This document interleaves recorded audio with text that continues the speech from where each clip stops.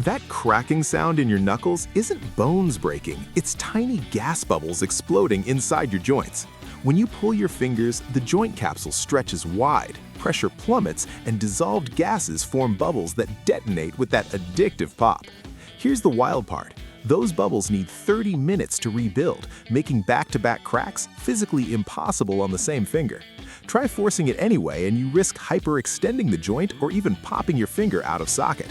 The crack is harmless, but the obsession with re-cracking before your body's ready, that's where injuries happen.